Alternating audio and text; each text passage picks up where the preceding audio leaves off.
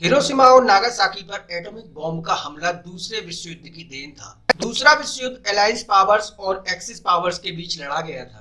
Alliance powers में America, Britain और France जैसे देश थे और एक्सिस पावर्स में इटली, जर्मनी और जापान थे। जब दूसरे विश्व युद्ध की शुरुआत हुई उस समय अमेरिका इसमें शामिल नहीं था, पर सन 1941 में जापान के पर्ल हार्बर पर अटैक करने के बाद अमेरिका दूसरे विश्व युद्ध का हिस्सा बना। अब आप सोच रहे होंगे कि आखिर जापान ने अमेरिका पर हमला क्यों किया। सन 1900 के करीब जापान भी ब्रिटेन, फ्रांस की तरह दूसरे देशों पर अपना कब्जा चाहता था और सन 1940 तक जापान ने Indonesia, Myanmar, north Korea, south Korea, China के कई हिस्से, वियतनाम जैसे देशों पर अपना कब्जा कर लिया। सन 1940 में जापान और फ्रांस के बीच एक युद्ध हुआ क्योंकि उस समय जापान के दक्षिण में वियतनाम और कंबोडिया जैसे देशों पर फ्रांस का कब्जा था और इस जंग में जापान की जीत हुई। यह सब देखकर अमेरिका ने जापान को तेल देना बंद कर दिया। उस समय जापान में जितनी तेल की खपत थी उसका 80% भाग अमेरिका से आता था।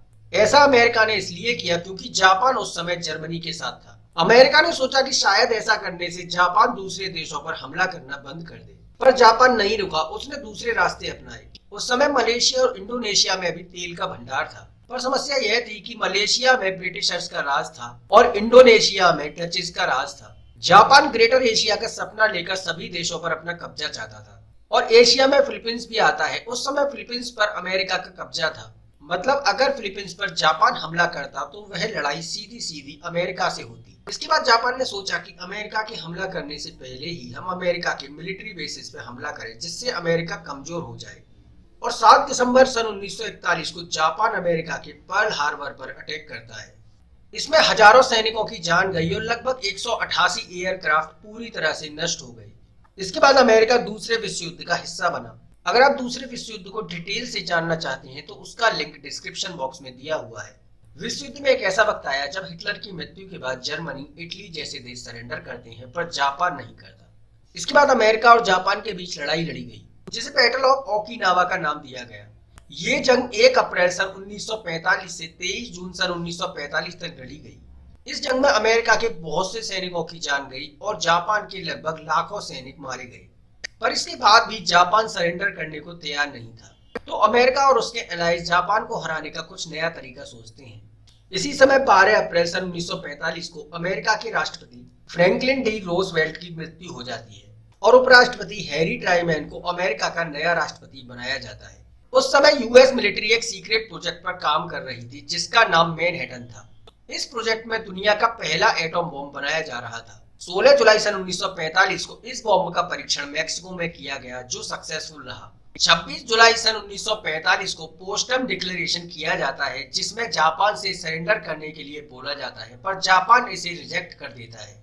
इसके बाद 6 अगस्त सन 1945 को बोइंग B-29 विमान से हिरोशिमा शहर पर एटॉमिक बॉम्ब गिराया गया।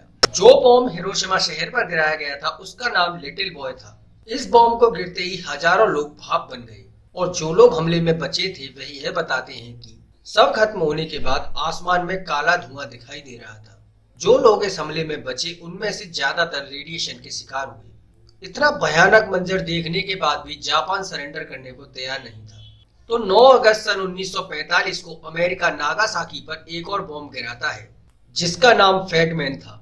इन दोनों हमलों से जापान में लगभग 2 लाख लोगों ने अपनी जान गंवाई। इसके बाद जापान सरेंडर करने को तैयार हुआ और 15 अगस्त सन 1945 को दूसरा विश्व युद्ध समाप्त हुआ।